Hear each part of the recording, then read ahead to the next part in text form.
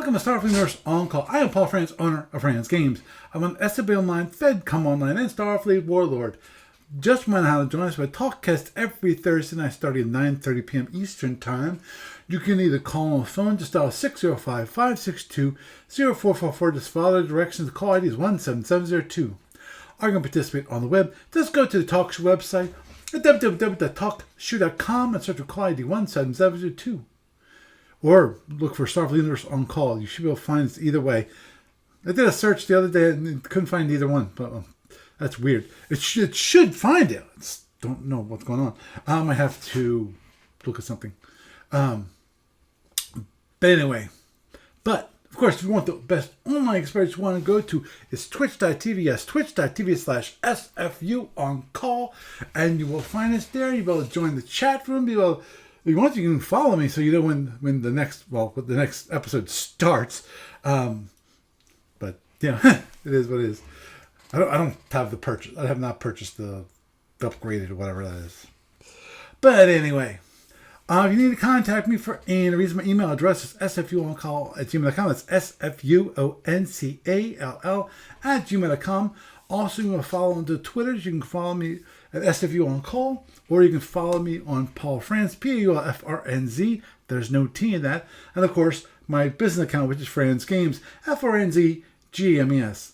And of course, I'm part of the Blue Sky movement. So I'm on Blue Sky. If you want the podcasting account, that's sfuoncall.bsky.social. If you want my business account and personal account, also it's franzgames.com. So you can follow either one of those.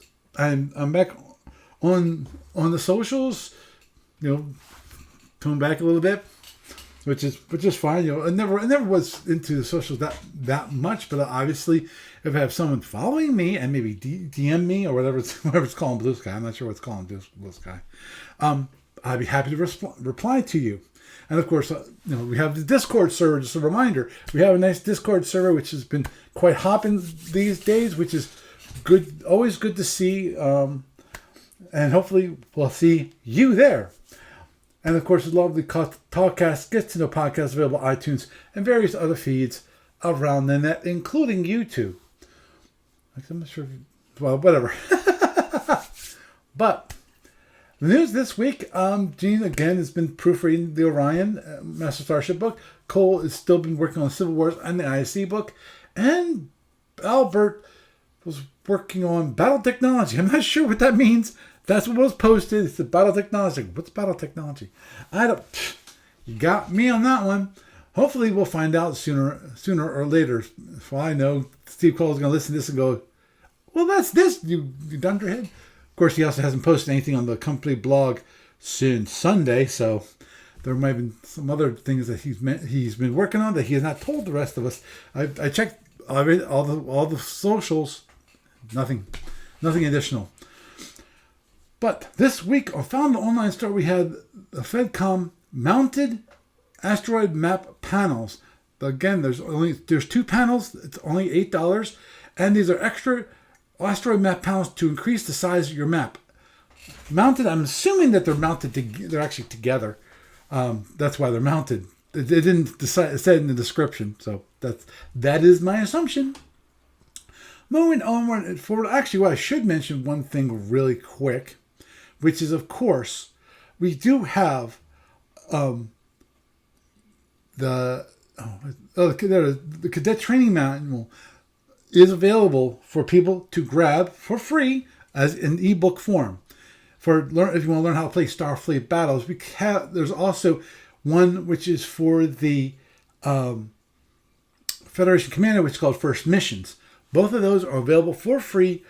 Usually you have to get them from one of the e-tailers, like Warehouse 23, Drive-Thru RPG, a War Game Vault. My preference, Warehouse 23. There's no copyright marks or whatever. Making sure that people don't copy them and sell them or whatever. They trust you. And yeah, it's annoying to actually have to sign up for some of these e-tailers to get your email address and all that kind of thing. But it's free.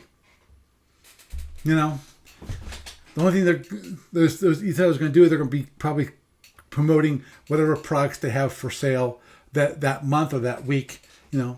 Minor inconvenience, I think, especially because sometimes they have some really good sales on it. That's why I love Warehouse 23. Because actually I like some of Steve Jackson's games too, including not Core Wars, pretty good. I forget the one. I forget the one with the big monster tank. I'm sure someone's screaming right now at me. It's like I apologize. When it comes to SB Online tournaments, the 500 BPV tournament is still going on. Dana and Eddie had to pause. I am about to get back into it, and unfortunately, as I just saw that Dustin said everything's screwed up on his side, but I don't think it was him. I think it was his opponent. It was because I'll move on to the next one, then you'll hear it. There's some issues with the client, and if you don't have the latest version, you're not you, but your opponent might find issues with that. Now, moving onward and forward to online client stuff, I've released 4.7.3. I would highly recommend every single person out there uninstall their current version and reinstall and install this one. It requires a more up-to-date JDK, but given that there are some real big issues if you have 4.7, 0.7.1, or 4.7.2. Those all had a buggy third party. There's a nasty bug in the third party library which I use for syncing things up. We're sending the things from one client to another client, and it basically you can cause all kinds of grief, and I do mean that. Obviously, if you go up to 4.73, that will fix the issues for everybody else. That's the problem. See, if you upgrade and someone else has not, then you'll see the issue, because there's nothing that you can do to fix the problem. They have to fix the problem because the problem is on the sending side, not the receiving side. So if the person sending it has a bad version and tries to send it, it will be broken on your version, no matter what version you're running. No matter what version you're running. If you're running a version like 4.5 or 4.6, it won't matter. If they have an old broken version, then you'll have a problem with them, with on seeing their ships and their information on your side. Possibly some other things. The problem with that bug is it's so deep in the code that it somehow, I'm not sure how it got to the point. I'm not sure how it worked, to be honest. I think we've just been very fortunate in that it's been working without much issue. I'm assuming, because my assumption is that, basically, I'm not sure what happened. Maybe he changed the way he did things. I have not looked that deep into the older versions to see why it was working. But I know that I right now have the latest, greatest from him. And actually, I actually mentioned to the publisher, the guy who's publishing it, that you need to release a new version because the old version is broken. And it will cause issues with your other library, which depends on your other library, because they have two libraries that are connected. I think he originally had them together and then he split them. I mean, way ago. But anyway, now they're split. But this one relies on this one, and the one that's broken, it got fixed in the latest code. But but he hadn't released it yet. And I said, God, you've really got to release this. Because I've been running into issues, and right now the only way I solve the problem is actually compiling the third-party library from scratch. It's actually open source, so that's one of the reasons. That's one of the things that saved my bacon. And don't get me started on debugging that thing, because it was a pain. I got to work on trying to figure out how I'm going to debug those kind of things in the future. But at the moment, that's not my primary goal. So I'm going to let that pass at the moment. Moving on and forward. Sorry, I went off on a rant on that one. When it comes to the library, no updates have been posted on the library, either in SFB or FedCom. So with that is the news for this week. And that's me, it's all pal friends recommending you to start from the universe on call. And tonight, we have Doug. Say hi, Doug. Hi, Doug. And of course, we have moi. And actually, that's it for the host for this evening. Big surprise. Well, okay. Most people, this might be a surprise.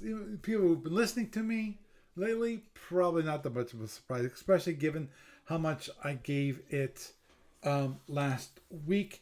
And it's a gift and it's going to be giving for a while. I am sure of it. I am positive of it. And that is that we're going to talk about accessibility in the client. Now, obviously, I've done quite a bit of work on making what's currently there more accessible. Little tweaks here, tweaks there to make it so that the frameworks, what's built into Java and the JVM, and what's built in to the operating systems. Well, in the case of the Mac, it's built in the operating system. I don't think Windows currently has it built in the operating system, at least to my understanding, they currently don't. There is one with Zack, as I mentioned before. He actually is using an open source screen reader because he's blind.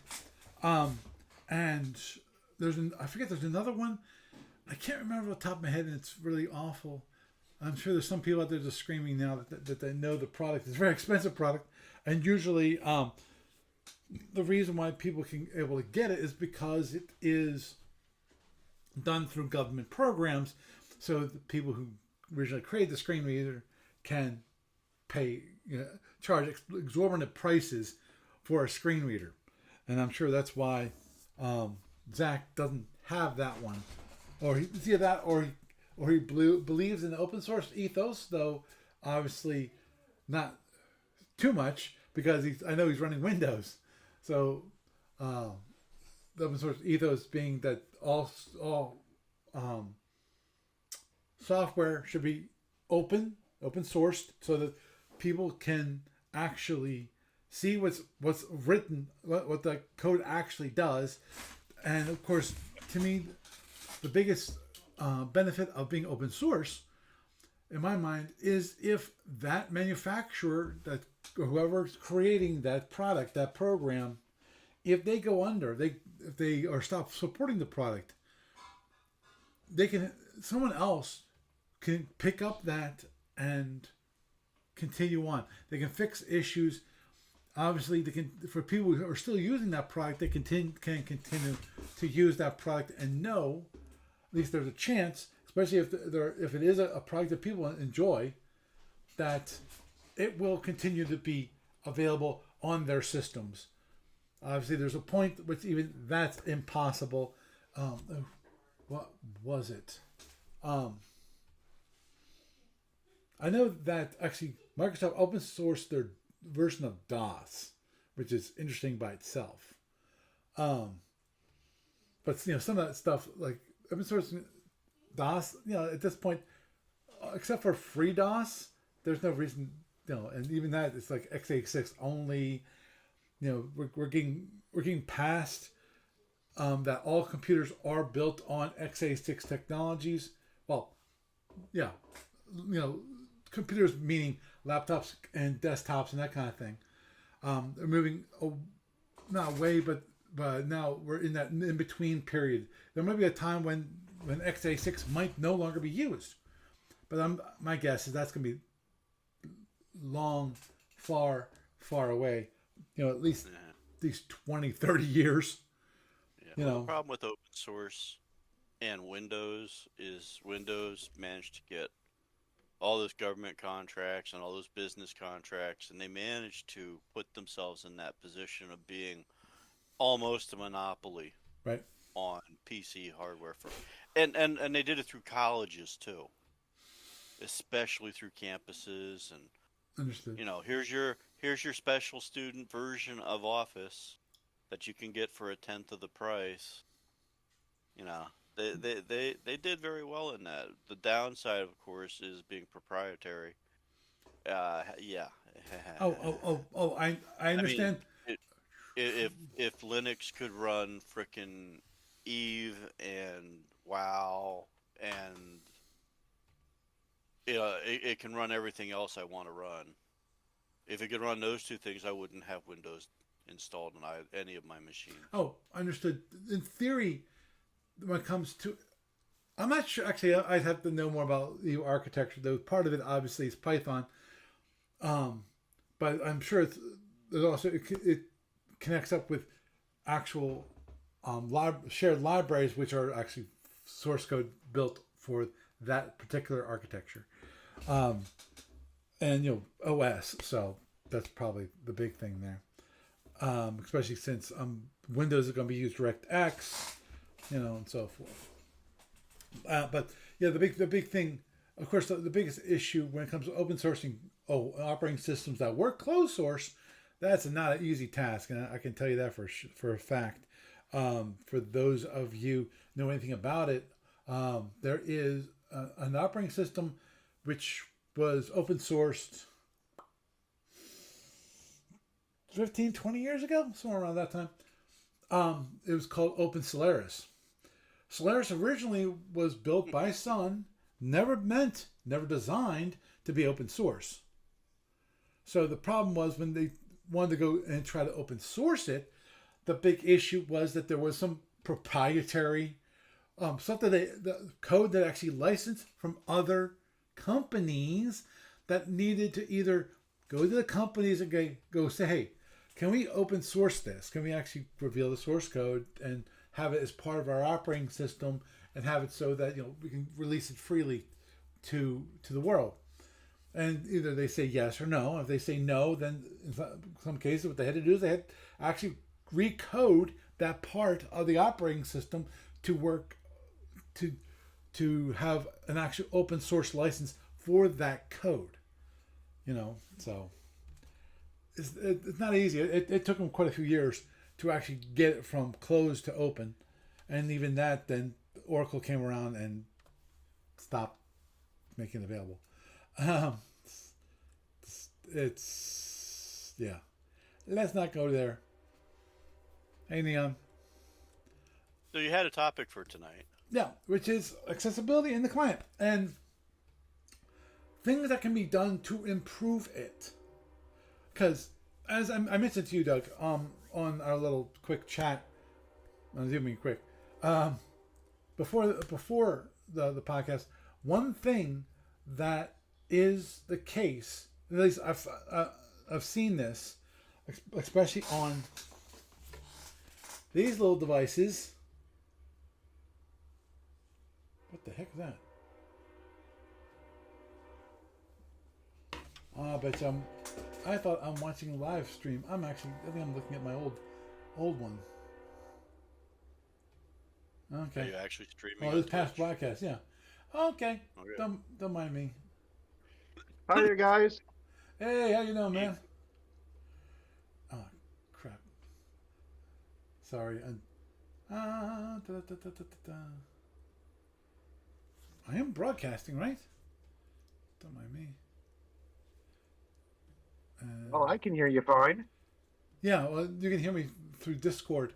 I want to make sure I'm still broadcasting through Twitch, which I should be. I was starting to watch actually my the recent broadcasts about no activity home. Okay, I don't see it. Okay, home. I see you. I'm sure you do. You're looking to your left, right? Yes, I'm looking to my left. And Yeah, I see you. stream. Screw it. Just bring that up. I didn't want to bring it up, but it forced me to. Which is the stream manager. It's like, okay, fine, because I want to see the chat room. That's the only reason I want to bring it up at all. I also want to see my broadcasting on Twitch. You know, got my You're nice little broadcasting on Twitch. a nice little bow over here. Yeah. Yeah, okay. And turning the sound on, I can hear our delay and everything. So. Yeah. I'll that's why I have the sound turned off on that sucker. Yeah. Okay. Oh yeah, that part's working. Okay. Cool. That part's working. Da-da-da. Back on topic. Ish. Yeah. Okay. There's. Don't mind me. I just wanted to bring up a pad for any ideas that I discuss. I want to make sure that I do have it written down. Actually, Neon. I forget what her name is. Oh, I'm Matt, by the way. Oh, you're Matt. Hi. Hi. Yeah, one of our me great through and the, ever fearless and ever working and I'm also thankful for those individuals that help out with the third gen library, the SIB library. There you go. That's how you know me. Also, I ran a few campaigns back in the past. Understood. Yeah. One thing. Why don't we start off with what we were discussing earlier on Discord, and that is Yes. Okay. For those of you who weren't there, which is probably most of you, and that is that Matt was suggesting changing the range tracker. Give me a sec here. Nope. Well, it came out with a discussion with the blind fellow, Zack. Yeah. And he was trying to figure out a replacement for the line of sight string. Right. And I had suggested maybe showing the degrees off of front facing for the ship where the opponent or other marker, whatever was. Right. And maybe using the range tracker as a way to display it rather than some extra widget. Understood. Okay. Don't mind me. There. Yeah, because what I wanted to do was bring up the client just so that people can see what I'm talking about for those of you that are actually on the video screen. And don't mind. I'm first going to bring up a room and then I'll switch over. So that will be that. And I'm going to put on 2 pieces on the board real fast. Just give me...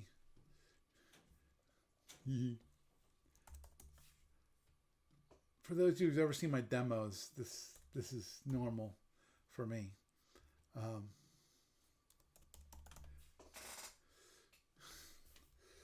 I'm not on the video. You mind if I pop into that room? Sure.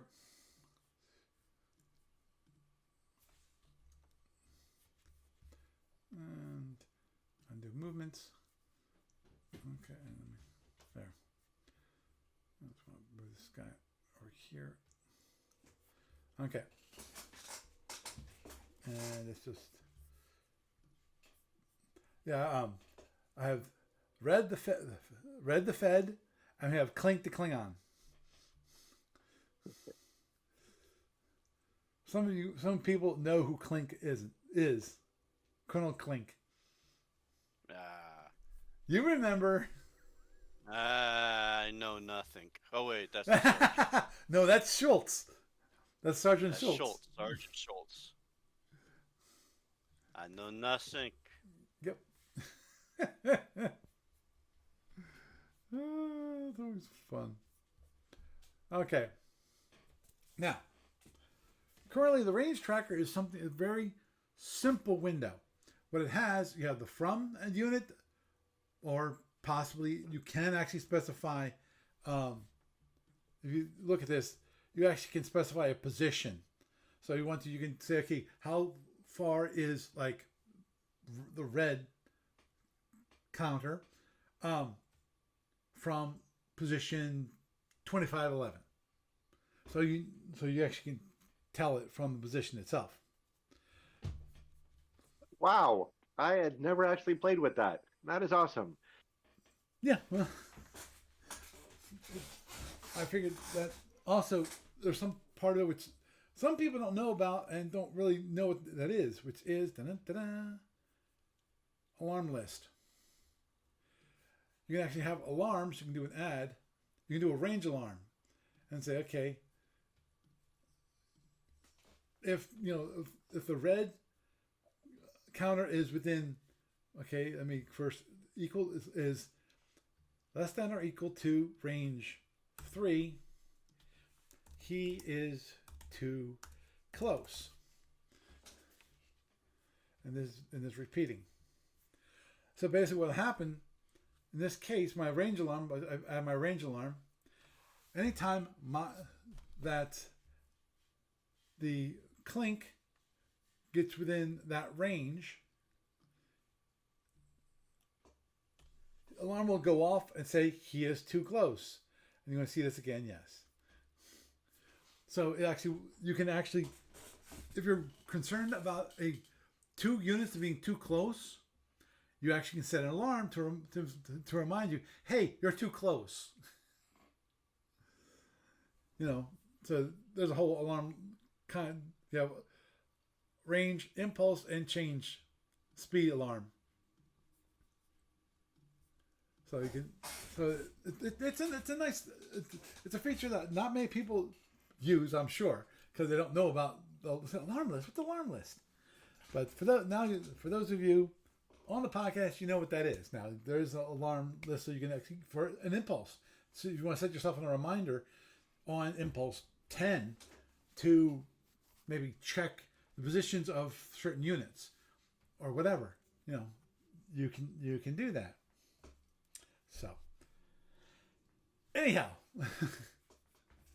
yeah, it's a nice little feature.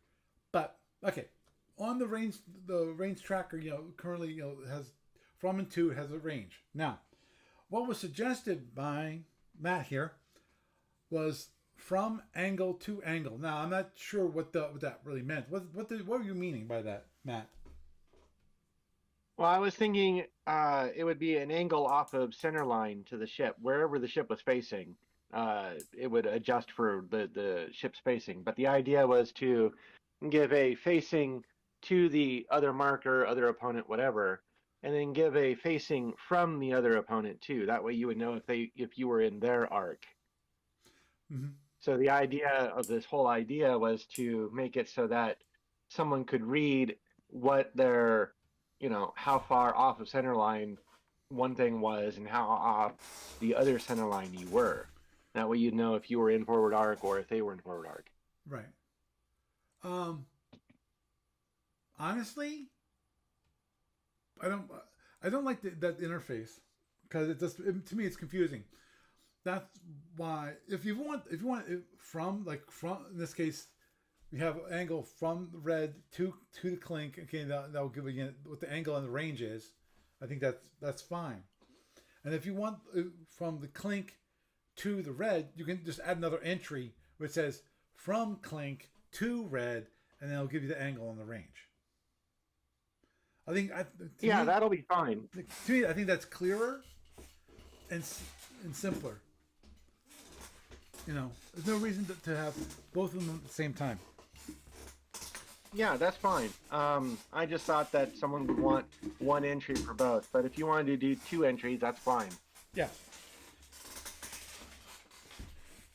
Because it's possible that a person might not really care. On the other one, which is in the case of, let's say, a drone or seeking weapon. Do you really care about what for the most part? Do you care what the angle is? Yeah. Yeah. Yeah. actually. It has a bearing, which is literally its bearing. That has an impact on what you do. I mean, if it's turned a certain way and you can maneuver a different way, you can force it to do stuff. So everything has some meaning in this game. Mm-hmm. No, in my mind, okay. I mean, it doesn't matter what the direction is when you're shooting a drone because it's omnidirectional. But on the other hand, for maneuver purposes, if it's pointed straight at you, you know whatever you do, it can still follow you. But if it's turned in a certain direction, like say it's A and you're A, and you go back to straight down D, then you can you may force it to het, depending on how close it is, instead of turning. There is a subtle little something somewhere in it for almost everything in this game. So. Okay. Well, okay.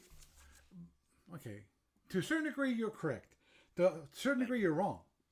And I do mean this. It matters for some things, but not for others. Right. Because of here's always the thing that I think people, they think that every little movement that they do matters. Whether they do a side step or go straight at range 30, whether that matters or not. No, it doesn't. It really does not. Doesn't maybe make not that to you, but to them it matters. No, but yeah, they might think it matters, but it doesn't. That's what we're getting back to play by email, which actually I was thinking about that for Zack. Actually, funny it is, and that is that in play by email, I came across there was at least one person I was a moderator for that thought every little bit matters. He was out range 30, and he wanted to know if the person, side slipped towards him. What? At that range, it does not matter that much.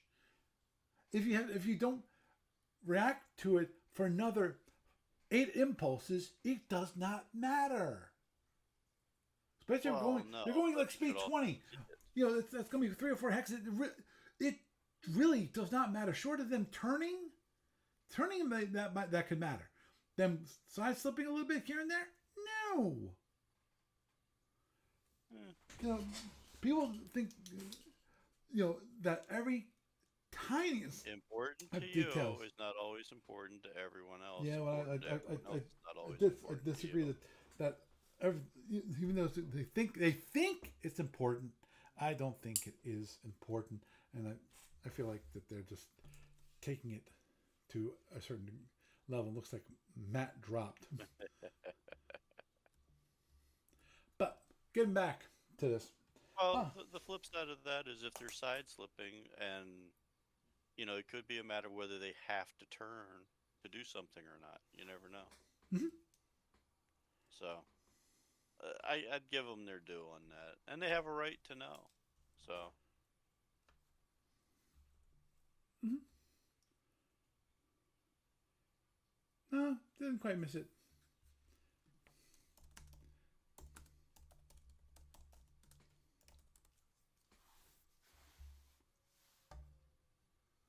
So where were we? Okay.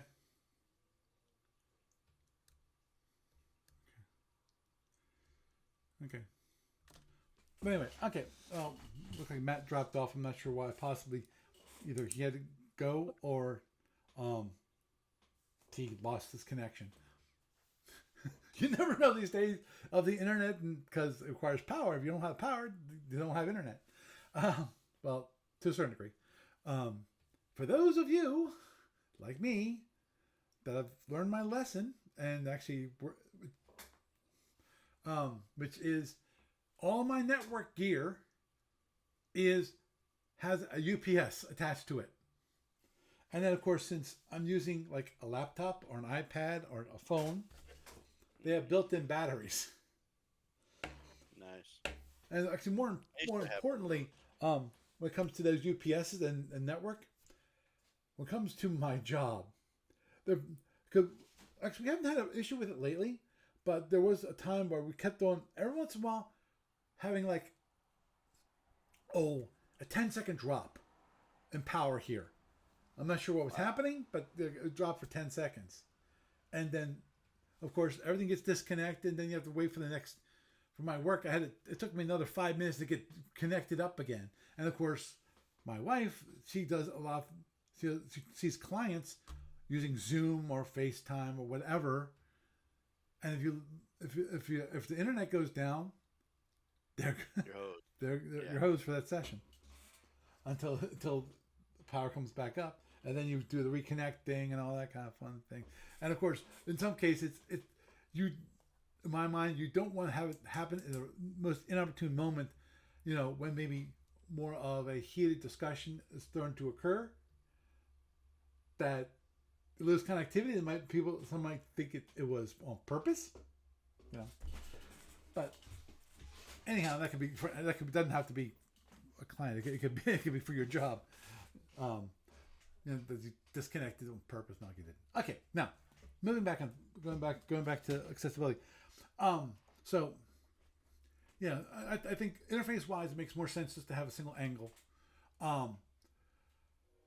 As I mentioned in the actual Discord chat, one thing I was thinking about is possibly just the shield facing, and possibly, but I agree that maybe it's better to have the angle on that.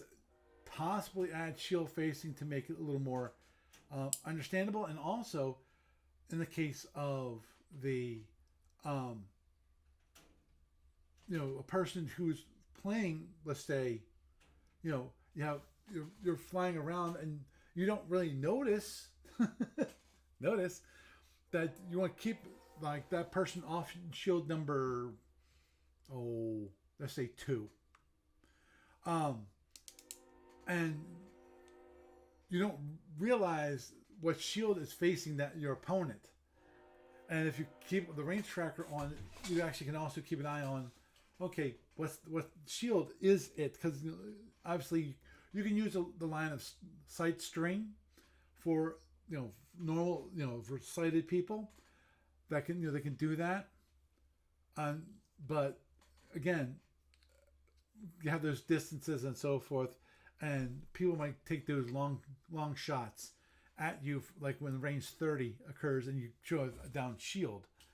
They might take a pot shot at you just because you have a down shield towards them, and get a couple more internals. So might be good to have both of them. At the very least, I agree with the angle part of it because it gives you an idea of what angle how close it is, and because the one thing I think it was mentioned in the discussion, which is the idea of if read this there, which is if you noticed on on the video that the D7 here is off shield number 3 of the Fed at range 3. I mean it's right off there. It's down the hex row, or right on the oblique, as it's called. Now, if the Klingon was here, one hex off it, saying having it so that the client could say, it's one hex off, like the center line, would be good. Well, that's when things get complicated when it comes to figuring that out. Yeah.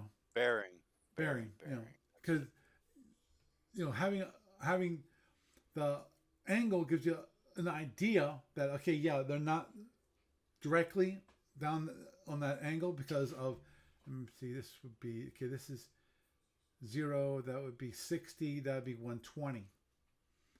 So it'd be somewhere between 60 and 120, probably like a 110, maybe. I'm not sure. I have not calculated this out, guys. So at least it tells you that you're in between that angle there. There is a possibility, and that's one thing it was mentioned that, I mentioned actually I think last week too, which is the idea of, this one, let me go here and let's go to fire weapons. Okay. Now, you have the red, and then the target is the clink, but it has a range here, and in theory, because of this thing, the Fire Alpha feature, the Fire Alpha feature actually knows whether that weapon is an arc. Now this is for ordinary arcs, not for special arcs. For example, the Ford extended phasers on the Clink. These three phasers, those have a special arc that they can fire directly aft on the Klingon ship. Problem: the client doesn't know that, so and therefore it doesn't take that into consideration whether it's an arc or not. In theory, in that case, it is an arc because it has those special arcs, but the client doesn't know about those special arcs. So and those are like also like the waste phasers. These phaser 2s. Those are also ones which are. This is the phaser 2. No, it's. Yeah, no, these phaser 1s here. Yeah, the phaser 1s, which are on the wings, not the waist phasers, the wing phasers, which have those special arcs where they're blocked by the pylon for the one warp nacelle. You know, the client doesn't handle those things.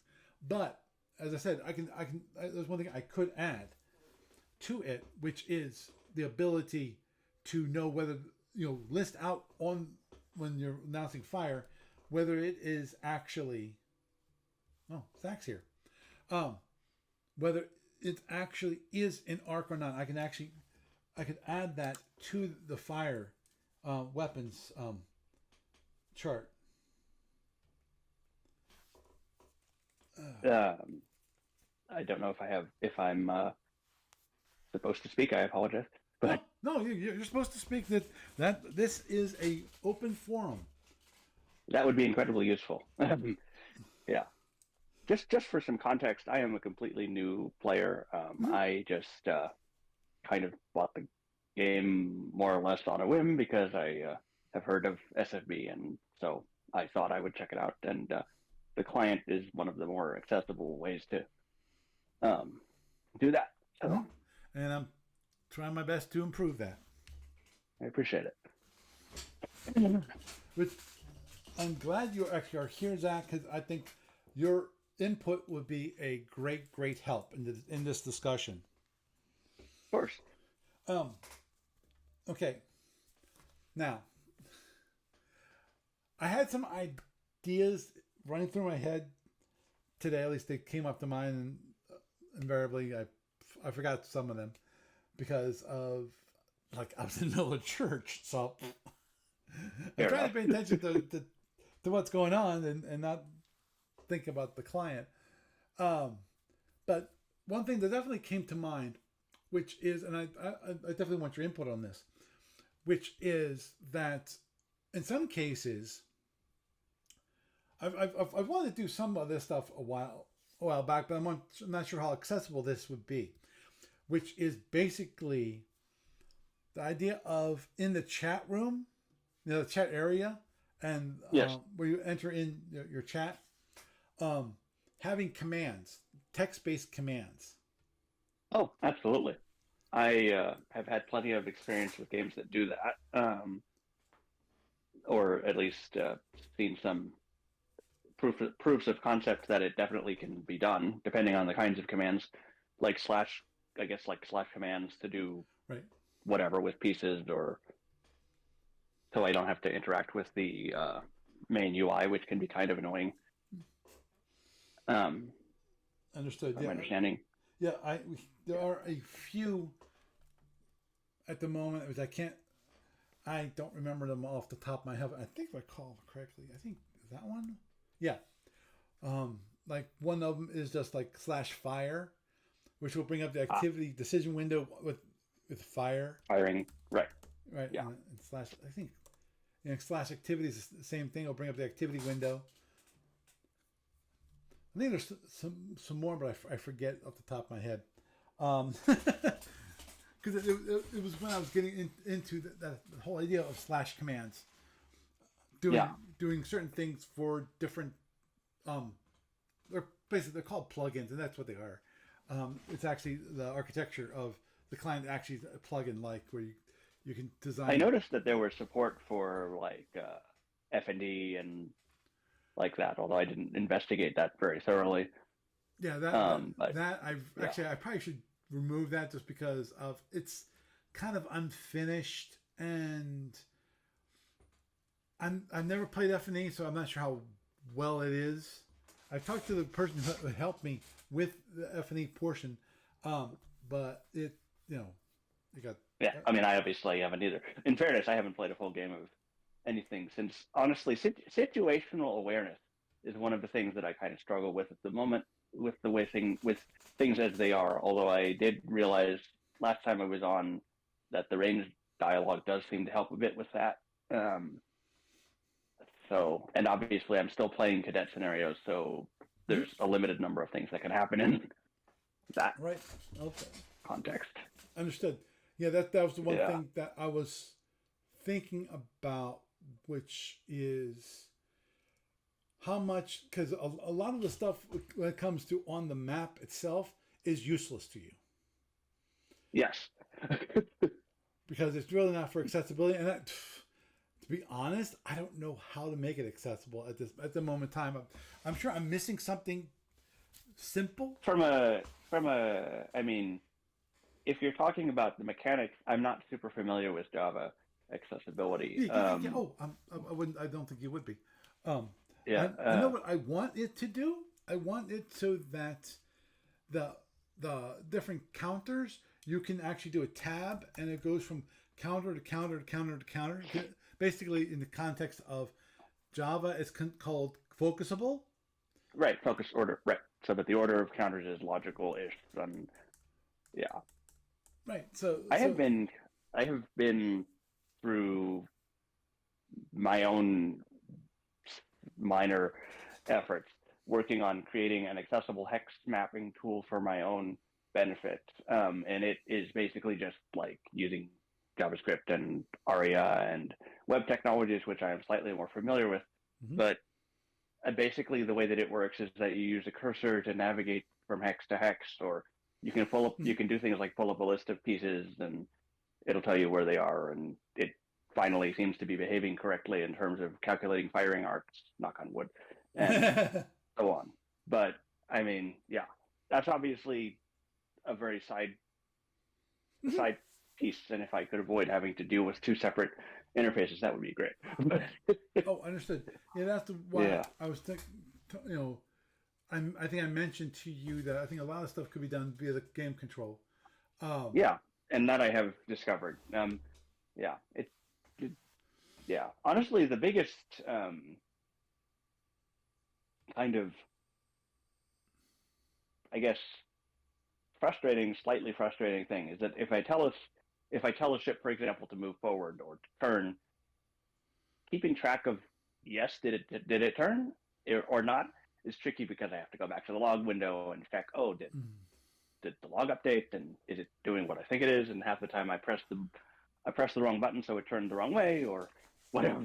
So right. Oh, yeah. Understood. It's a matter of tedium rather than inaccessibility sometimes. Right.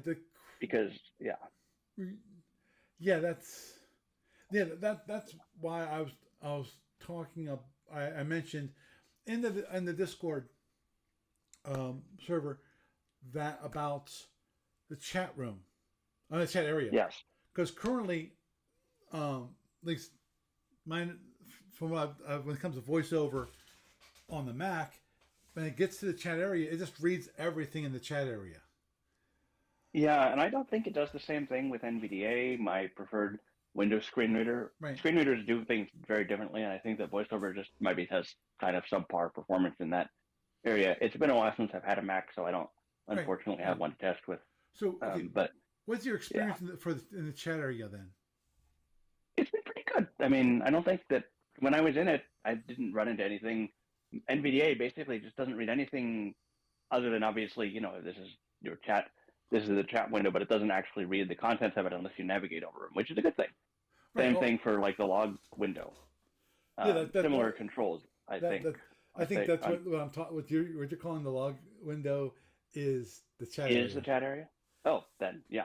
That's what you have your discussions. That's where it puts up. From people send you texts. And that's where everything is logged. Also. Yeah. That's fine. It doesn't read. It doesn't. It's not verbose. Not too verbose or anything. It's fine. Okay. On the Windows side, so because that's one thing I noticed with Discord, that each entry is separate. Yes. That that's Discord because Discord's an Electron app. They can do things differently. So yeah, that might be harder to do. Well, I know how I'd have to change the way the chat area would be instead of actually having an area, which is basically what it is. It's like a whole document. Yeah, it's just a read-only document. That I'm constantly updating. Yeah. Versus. And I mean, it doesn't bother me at all. It's perfectly readable as is. VoiceOver, like I said, probably just behaves a little differently. And yeah, that is unfortunately just something that screen readers do. Right. So, because I'm thinking about your problem with when it turns, you're not sure which way it turned, and so forth. So you don't have any feedback on that turn, and I'm not sure how I can solve that problem. Understood, and I think that might just be a matter of familiarity. I eventually found an old tutorial on your website for version 2 or something, which listed some shortcuts that I wasn't previously aware of that I could use for moving around with the hotkey with Control 8 or whatever to move forward. There's actually I did some updates to some of the videos, which actually I have a few lists on my YouTube channel. Not for SFU on Call, it's for my account, the Andromedan, which has different videos for how to use the client. Right. Yeah. I'm not sure if those would be helpful or not. I'll have a look at some point. Generally, videos are not my favorite way of consuming content. Understood. See, that's the reason why I'm hesitant about that, is because I'm not sure how much I've voiced versus assume people can actually see them. Because obviously, when I do a podcast, I have a video for certain things. But for the most part, I have to assume that people are listening and not watching. Yeah. So I have to describe things a lot more than previously. Yeah. Yeah, because actually one of the last commands that I thought of, which I like the idea, and I'm not sure how useful it would be, I call it radar. Right. It'd be like /radar space, and then you give it a unit name. Give a range, and then it would. Well, no. A range or a unit. Well, I call it radar because what happens is that it would from that unit, and then it would give you an output of, okay, you have this unit at this range at this angle, this unit, this range, this angle, possibly even the speeds of those units. That would be very helpful because that's something I've been trying to add to that's something I've been thinking of adding to my hex map utility as well. Just a way of like getting call it target scan or whatever from unit X to range 10 or whatever for X's. Because it would be helpful to know where things are. And it would definitely improve situational awareness a lot, I think, because that's kind of what a bit of a struggle at this point is figuring out what's where, and especially as it changes from impulse to impulse. Understood. Actually, the funny part is when I thought of that calling it radar, my picture in my head was actually sonar from like submarine movies. From submarine. You have submarines. Beep. Yeah, you could have it call out bearing. Yeah. Unit, bearing in range. Bearing off unit wise. Yeah. B shield at range 12. Exactly. Oh, hello, new person. No, I'm old. Yeah, Zach. This is Doug. He's on here a lot. He lives like an hour away from me. Yeah. Pardon me on that. On my coughing. Radar is something that I've thought about a lot, and I guess like in terms of like access to information, getting I think the weapons charts are generally readable-ish. I think I figured out eventually how to read them. Like some of the ways some of the tables are a little confusing because it's not clear what a header, what the intended headers and most of the intended headers are just the range, the ranges. Yeah, exactly. Yeah, and I guess the SSDs we've fortunately solved that problem. I guess more or less. Fortunately. Yes. Making them so that can be text based. Yeah, that works. Fortunately. Oh yeah. I'm glad I'm not sure. Yeah, you haven't listened to it, so you don't know. The funny part is that the text-based SSDs were broken for I'm gonna have to say somewhere between 5 and 10 years. Oh, geez, really? Yeah.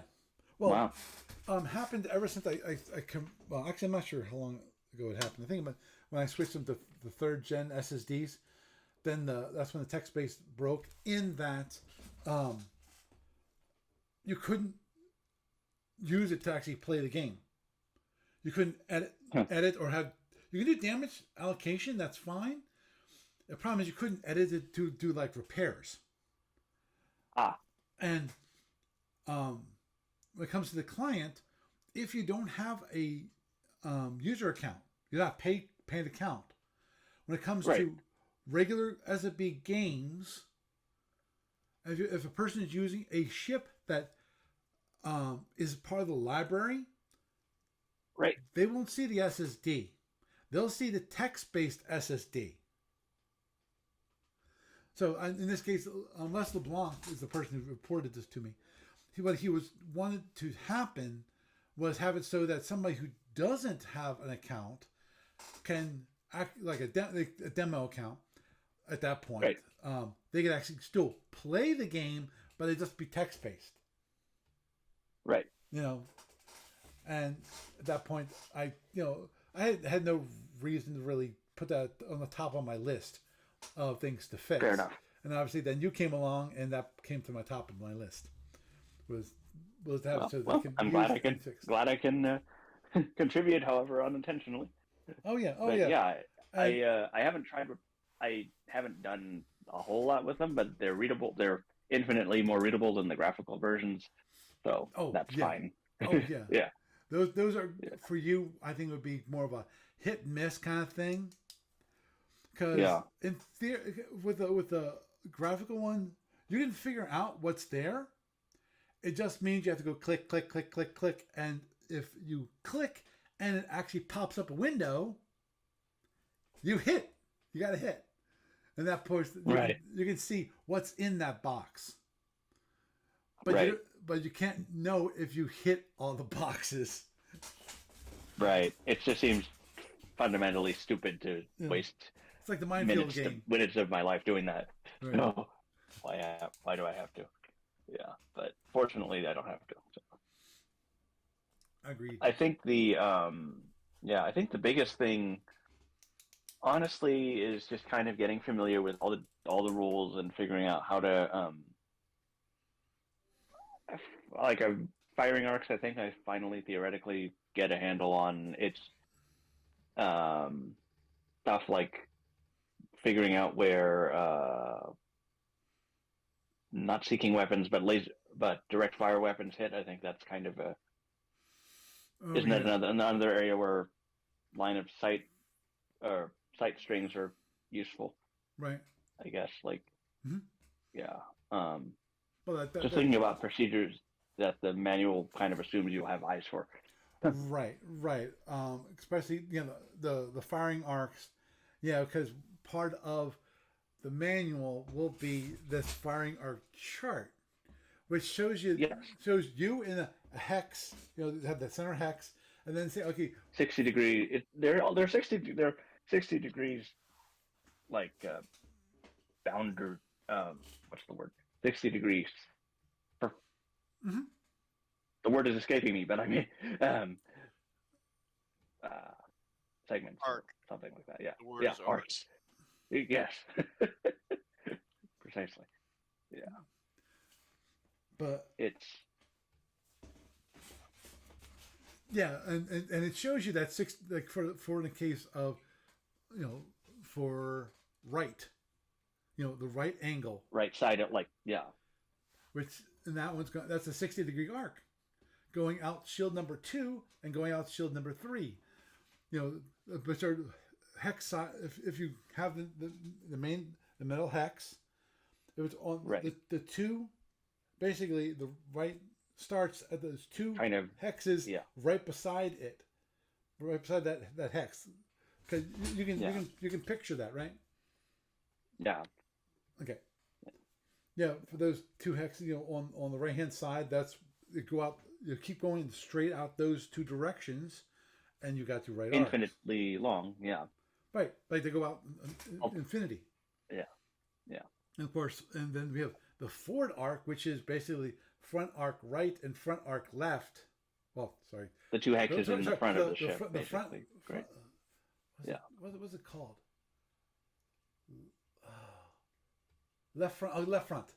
Yeah, left front, left right, left front, right front, and right front, or together make the forward arc, which are straight ahead. That hex that's right in front of the ship, and the one that's the one next to it, but to the right side or to the left side, and goes out those. And the forward, and obviously the combined arcs are like shorthandy because it's easier to talk about forward arc than it is about left front, right front separately.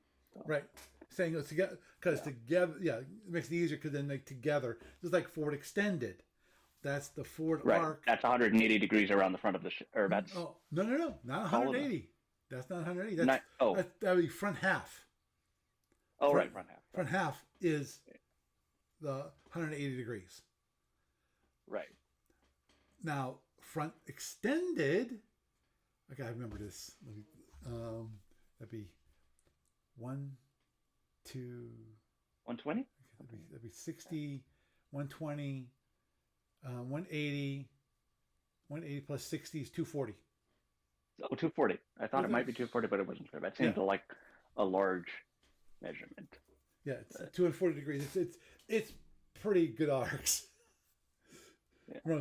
Now the fun parts ones are like the LP and RP. The 180 degree arcs. Plasma arcs. Yeah, plasma arcs. Yes. I think. Yeah, I've heard about them, but I didn't have the book just says see the diagram, which is helpful. Yeah. Basically, LP and RP. Okay, in the case of RP, it goes If you go to that hex that's right in front of the ship, there's the hex line between the hex that's in the front of the ship and the hex that's right towards the front, but on the left hand side. So Okay. So they're all connected there. Right between those two, there's a hex line. There's a line between those two hex boxes. If you go take that line and you have it go all the way out, Right. that is the left-hand side of an RP arc.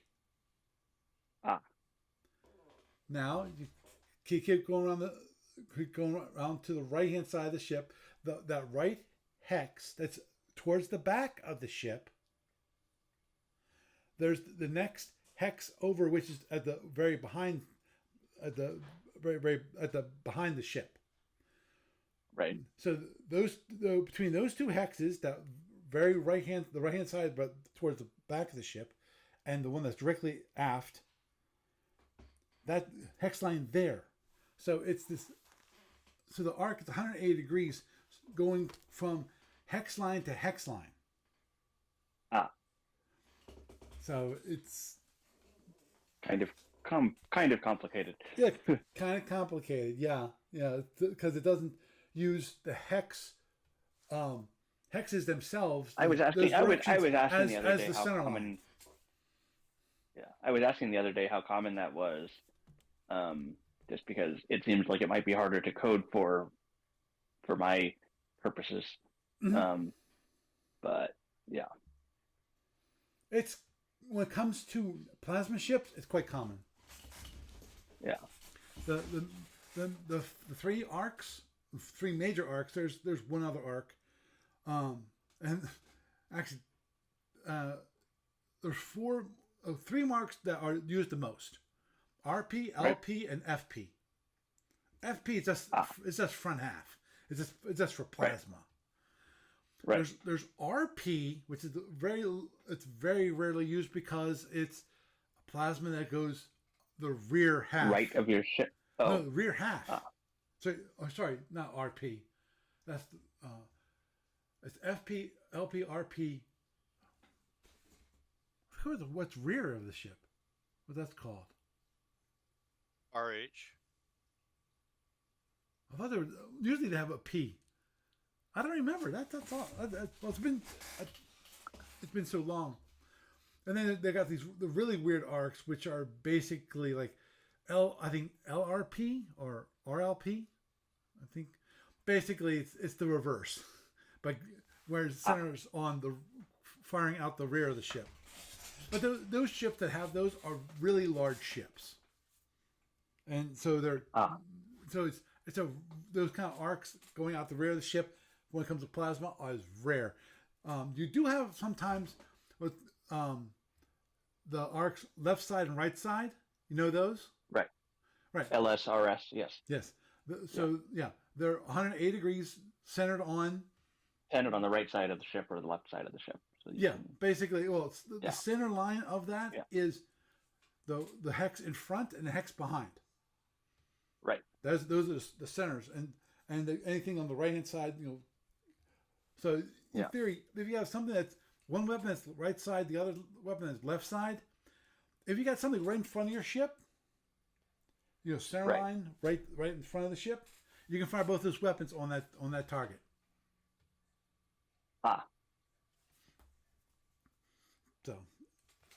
So yeah, you were as I recall when I popped in, you were talking about that theoretically you could add the firing arc info to the decision dialogue or something like that. Oh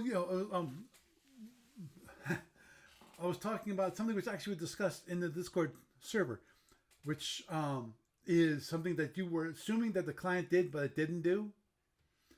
Yeah. Which is that on the firing weapon dialogue. Yeah. That you choose a weapon, and then you could choose a target, and then it would tell you whether it was actually in arc or not. Right. And I explained this actually last week on the podcast, which is basically that is doable, except for as I said, except for the special weapon arc cases, which not going to happen. Not going to happen, people. Not going to happen. Fair enough. Yeah, I'm not sure. I'm pretty sure you haven't read into it yet.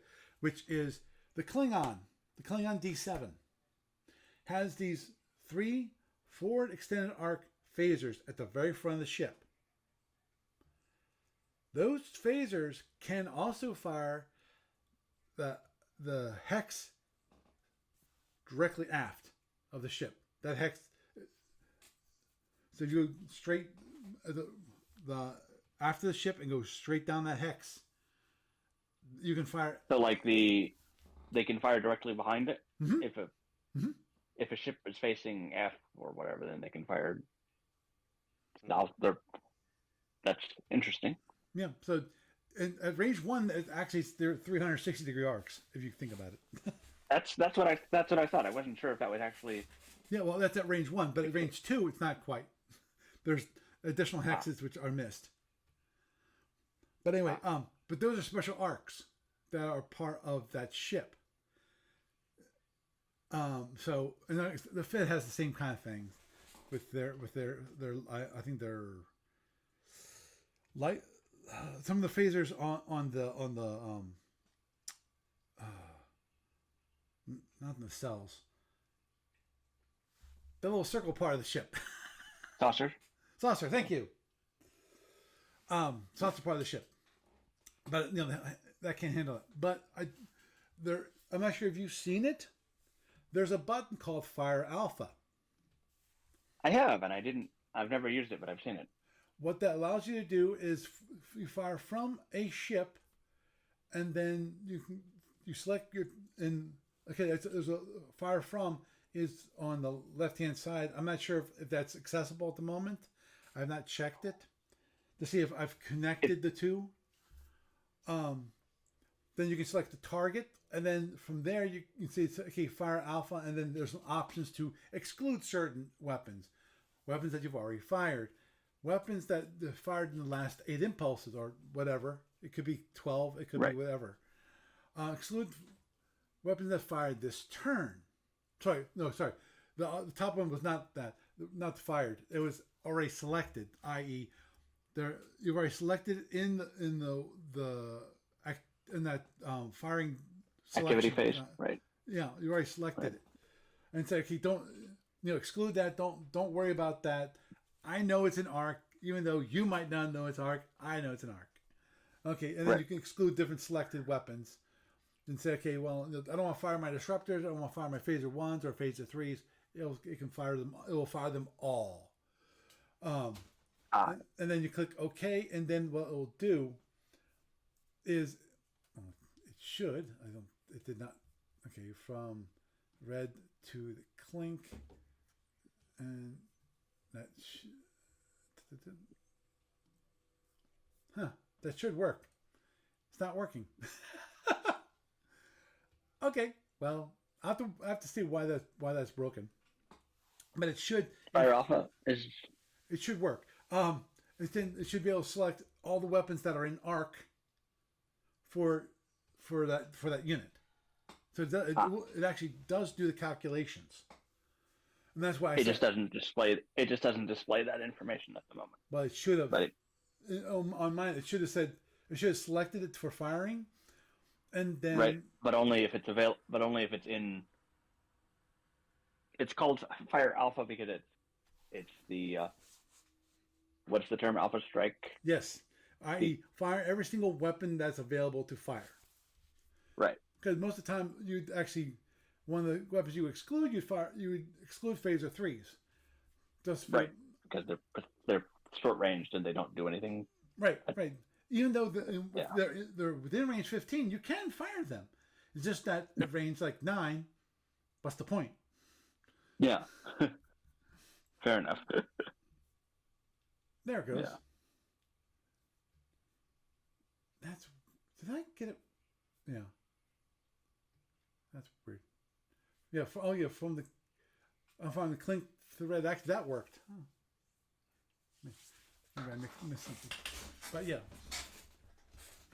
that actually does work. I got it to work. I'm not sure why it didn't work the other way. Maybe I forgot to do something. Just okay. We got another one I have to ban. Fun. Gotta love it. Sorry? Oh, nothing. It's Twitch. Once in a while get these goofballs who go, oh, they fly by. They're bots. Yeah. They're just bots. Yeah. Bots, of course. So now ban another one. The thing is, I'm not sure why they hit me, just because I'm very low traffic. If I'm lucky, yeah, but you're open. That's true. I'm actually doing something. Yeah, so that's one thing I definitely wanted to add, because when you said that, I went, I really should do that, and I think that definitely would be a great help to you. Yeah, and honestly, I think eventually I'll probably just have to find a time to get a game in with either with someone more experienced or with a fellow new player or something, just to get really used to it. Although I do appreciate the solo single player as a way to test it out without causing anybody annoyance. Mm-hmm. But yeah. Oh yeah. That's the great benefit. One random question. I don't know. Is one of the charts I'm not sure about is the impulse chart on the board. Yeah. It's I think I understand what it's supposed to do, but it's kind of hard to follow. Yeah. Oh, that was another thing I wanted to think about doing, which is on the EA. There's nothing I can do about the EA table at all. There's nothing I can do. Right. When it comes to SFB, because you have to fill it out. It's numbers. That in itself is fine, I think. Now the speed plots. The one thing I was thinking about for speed plots was the possibility of adding a field, which basically, instead of trying to do the clicky thing on the impulse chart to select your speed plot, to actually enter in what your speed plot is. Just type like a number. It would be just like a constant. If you're going at speed 8, you just type 8 or whatever Right. Actually, yeah. You could type in speed 8, or in the case of you're going speed 8 for the first 8 impulses, you'd say 1-8 equals 8. So that's right. Because of the way that 8, comma 9 dash, let's say 32 equals 12. Right. So you go 8 for the first 8 impulses, and then whatever. Do you think that would be useful? That would be helpful. Okay. Less wrestling. I did wonder about plotted movement. Is the game is the client assuming free movement, or? Yes. Okay. Because I know that's kind of in the I know that SFB used to do pre-plotted movement for everything or something, but I don't know how long that. Oh, Zack, please don't get me started. It's ancient history. Don't get me started on that. Nobody does that anymore. Yeah. Okay. The closest you come to that is play by email. Which I've done. Man, it's been a while since I actually been a moderator for one of those play by email games. So we don't speak about that. Well, we don't speak about it because the thing is, I love pre-plotted movement. It's the whole idea of pre-plotted movement is just it gives me joy. That's why I liked a game called Starmada. That's one of the options that they have is actually pre-plotted movement. And originally, the first time that they actually took this SFU background material and they ported it to Starmada, that you had to do pre-plotted movement. Right. Which I think is I agree with the whole idea of pre-plotted movement. I totally agree with it. But I know people like to be able to make all those fine changes, which in theory if they actually were live, actually on a starship, they would not be able to do. They would be able, Cause, right? Because you don't think that fast. You know. Right. I can sort of see the appeal. I can see the appeal of both sides of it. So yeah, it's tricky, but I guess as a new player, free movement makes a lot more sense. Right. Running through the impulse chart 32 times or whatever. Mm-hmm. But yeah. Understood. And yeah, there was a moment in time in the great far, far past at this point that I wanted to make it so that that people could use the SWB Online client to actually play asynchronously. Yeah. You know, and that. Admittedly, asynchronous play is something I've been curious about too. I did see that there was some play by email stuff on the website, but I don't know how active that scene is as much as any. I don't know how active the scene is myself. My guess is that it's not very active. Fair enough. When SFB first was available on quote unquote online, play by email was the only way you could play. There was no live client. Yeah. I was playing using CompuServe. Right.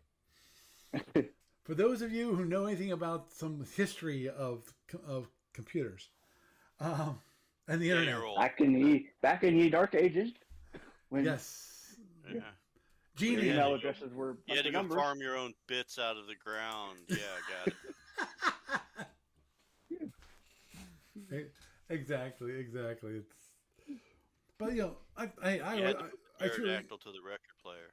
Yeah, that's one thing. That's why Doug, of course, I have that opinion, which is I think people worry too much about the individual moves, which don't really make that big of a difference overall about what the outcome of the game is going to be. It really doesn't matter, and that if you ever play by email, that's one thing you learn is that you have to let go, because otherwise it's going to be a very slow and tedious game. If you want, but you're going back and forth every impulse. Hey, I'm moving this way. No. Yeah, and remember, you've got a live person in between, and the whole idea of play by email is that you do a speed plot. Then you have these conditional orders, which you can either conditional orders, which are basically playing that. Okay, if a drone gets within range 2, fire a phaser 1 at it. Right. And it'll automatically do that. Yeah, it's a different animal. Or you can have it so it does a break. Okay, if my opponent's ship, if they turn, stop, do a break. And that's fine. And depending upon whether you move first or they move first, they could either be an unresolved movement, or it could be okay, they moved. Okay, but now you can, if you want to, you can fire, but but movement's done. Movement's complete. So it'll stop in that segment. Oh, this is play by email. So obviously, he doesn't really apply this. Play in person are two very, very different animals. Yeah. Fair enough. Yep.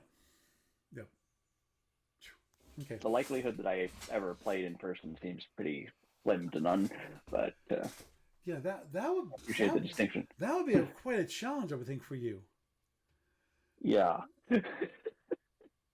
No doubt. I mean, even more than online play already is. But... Right, exactly. At least with online play, you've got a little more information coming at you versus, okay, the counters are here and here. Yes. Okay. And now they're here and here. Yeah. And geez, the only way I could think that you could even play was you have to have a special hex board. Yeah, and people mention that here and there, and I keep wonder about that, but I don't know how 3D printed, how feasible it would be to do something like that. Yeah, understood. Because what you'd want to have it so that the hex lines are raised. Yes. And so that and ideally maybe so that there's some like slots or something, so you don't move pieces around like on a chessboard that has squares you can put pieces in. So Right. And the difficult bump part the board. about that would be, when it comes to SFB, is that you're allowed to stack counters. Unlimited, yeah. So, of course. So, How much of a thing is that? How much of a? I wasn't sure how often the stacking or lack thereof actually came into play. The lack of a limit actually came in to play. Shouldn't.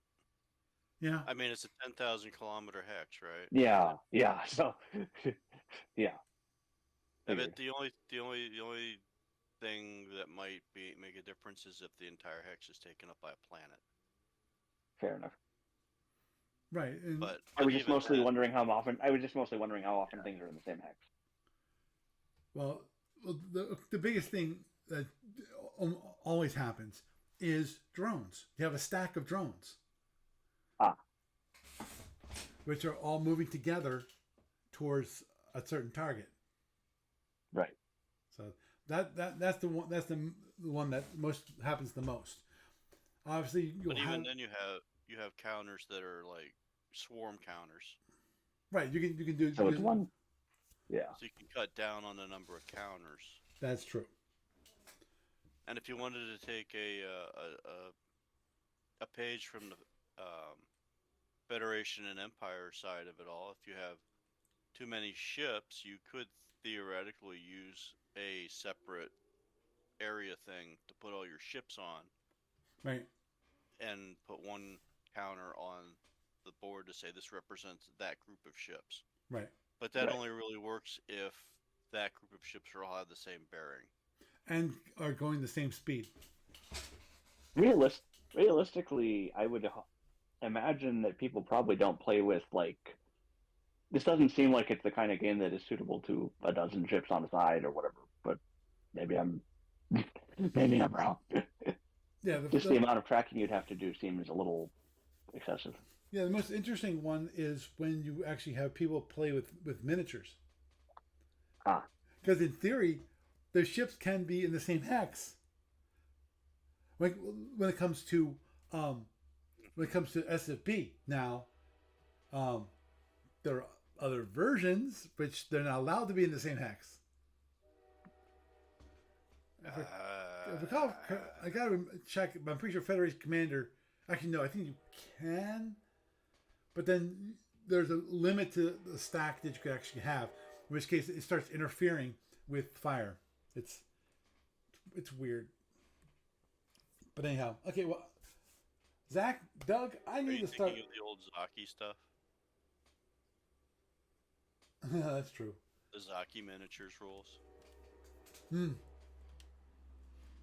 Yep. Just wondering, guys. The thought.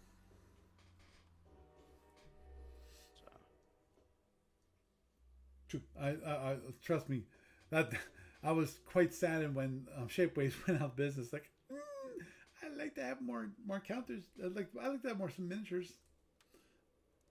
Not that I would buy that many, but there certain, when it comes to doing demos, when you actually want to play in a crowd, miniatures are great.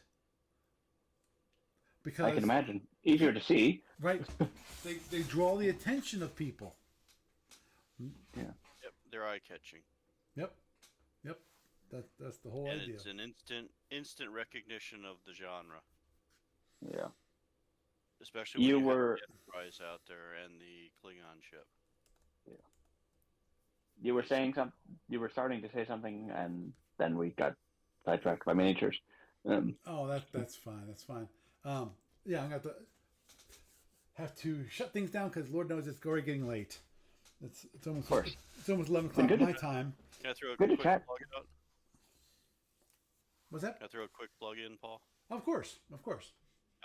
Gamers of Summer Labor Day weekend in Harrisburg, Pennsylvania. On the Facebook thread, I threw up a set of images real quick today. Mm-hmm. Basically, version A, version B of the official posters and One that's a small handout. They're all meant to be printed out on 12 by 16 cardstock. And the one that's multiple images is meant to be cut up and given out. So if anybody wants it, it's there. And that's the Gamers of Summer Central PA Gamers Convention on Facebook. So there you go. Just thought I'd throw that out there. I also put in a print order for some people who are close to me that might want to pick some up and not print them out themselves. Understood. Okay, that was my plug. Okay. And it's not too early to give me a list of what you would like to have listed for Gamers of Summer. Understood. Never too early. I know it's never too early. Okay. Well, Doug, you have a good night. Thanks for having me on. Always. Zach, Yeah. It's been an absolute pleasure talking to you. Likewise. Okay, well, you have a good night. You too. Okay, bye. So, had a nice little discussion there about some of the things for accessibility. Obviously, this is a discussion that could go on for months. Don't worry. I don't plan on having this as a topic for the next coming months. So don't worry about that. I will continue to work on it in the background, and when I have new features available, I will put them. I will show them off, and I will definitely announce them when they're available for general use.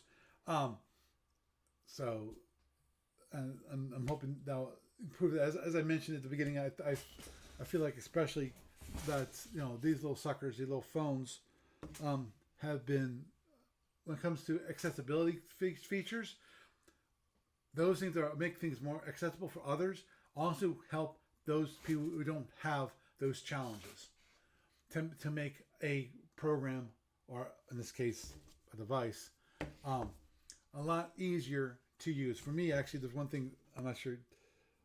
On the iPhone, it has this little. I have this little dot on here. Actually, this was long ago and far away when I've been using this thing, which is for exactly for accessibility, so that you don't have to do the sliding and so forth. And I prefer it that way, so I don't have to do everything. It actually brings up a control panel, and it makes things a lot easier to use for me. So I've been using that for years, ever since I found out someone was using that. So that's the accessibility feature that I'm getting benefit out of. So that's why I brought it up. So anyway, with that, I am Paul Franz, and I bid you a good night.